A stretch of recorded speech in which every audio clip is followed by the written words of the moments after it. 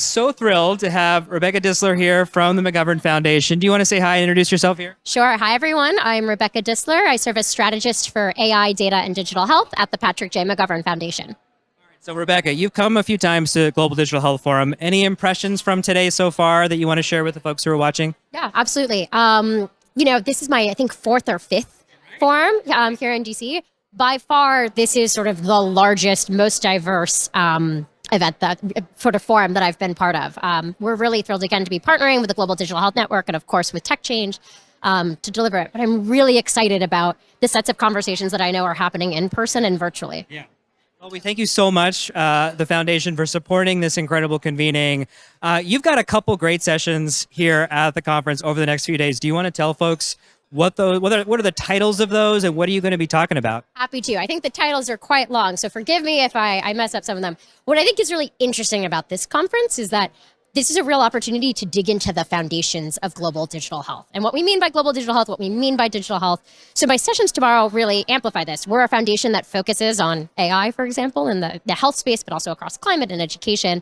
And so for us to be able to be at a place where we could both talk about some of the fundamentals like FHIR and standards-based transformation. So I have a workshop that'll be working with some implementing partners that are actually implementing FHIR-based solutions. In the morning, we'll be following up by a main stage panel. That'd be great. I'm really excited about that. And we'll follow that with a main stage panel that's going to look at kind of the journey of some of the other partners. And then in the afternoon, we'll actually turn to some of these AI-enabled use cases that we will certainly be built on FHIR, but are really thinking about what is the impact of AI that we want to see in digital health and how can we help collectively move the field toward it. People don't usually think of foundations being this forward-leaning or forward-thinking on tech. But I really get the sense from the McGovern Foundation, from you, Vilas, and other colleagues that I've met, that you are really kind of leaning into this in a big way. I don't know if that's worth talking about here and sharing with our group at all, but yeah, maybe say a few words. That's really, first of all, really kind of you to say thank you, and I will certainly pass that feedback back to my colleagues.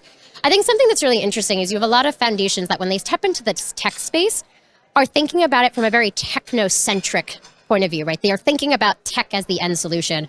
What I think is a little bit different in our approach in the way that we review a lot of the problems that we're working with our partners on is much more oriented around what are the enablers of this technology, right? We often talk about not just how do we build ethical AI, but how do we build ethical societies powered by AI? And when we start from that point of view, it leads to a little bit of a different flavor of conversation and perhaps a bit of a different way of working. But it's real hard stuff. It's thorny stuff, but you really are meeting the moment. I mean, this is the topic of the day, and everyone's trying to figure this out. And we really don't have total confidence in big tech to do it all themselves. So having your input in the way that you're doing it, I think, is really transformative for our sector, especially. Thank you. And I think that goes right back to the partners and the folks who are participating again online and in person, where, as you said, this is a big moment, and it's not just big tech's moment, right? It's civil society, it's governments, it's nonprofits, it's implementing partners, right? This is all of our moment,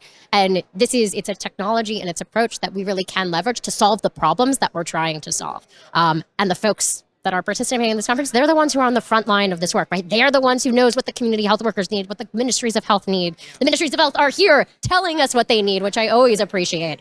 It is refreshing. Yeah. As well as a number of community health workers I've seen here at the conference as well. So any other parting words? We've got about 1,500 people who are not here in person today, all over the world, many, many countries who care passionately about digital health. Anything else you want to share with them?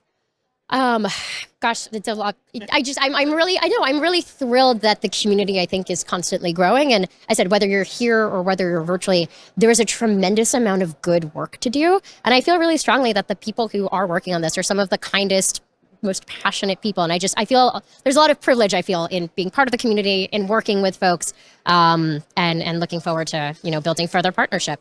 It is a very special community, a special group. So echo your thoughts entirely there. Rebecca, we thank you so much for coming by the pop-up studio. Thank you for your work, and we wish you a wonderful conference. Thank you so much. And thank you for your work and your leadership to make this all happen. We appreciate you. All right, friends. Well, thank you so much for tuning in.